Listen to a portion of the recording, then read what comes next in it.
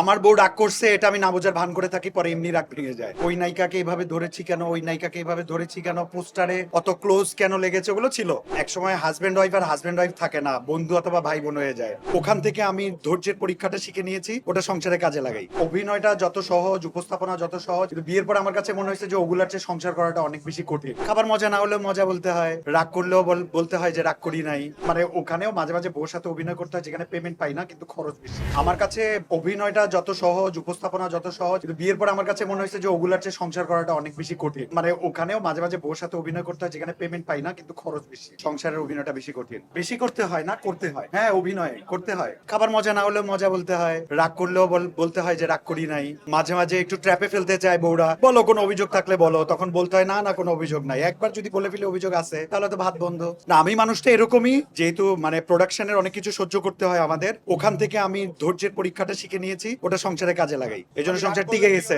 আমার বউ রাগ করছে এটা আমি না বোঝার ভান করে থাকি, পরে এমনি রাগ ভেঙে যায়। এটা সংসারের প্রথম দিকে অনেক বেশি ফেস করেছিলাম। ওই নায়িকাকে এইভাবে ধরেছি কেন, ওই নায়িকাকে এইভাবে ধরেছি কেন, পোস্টারে অত ক্লোজ কেন লেগেছে, ওগুলো ছিল একসময় ঠিক হয়ে গেছে। বলা হয় যে সংসারে একসময় হাজবেন্ড ওয়াইফ আর হাজবেন্ড ওয়াইফ থাকে না, বন্ধু অথবা ভাই বোন হয়ে যায়। তো আমরা সম্ভবত এখন বন্ধুর পর্যায়ে আছি, কয়দিন পর ভাই বোন হয়ে যাবো।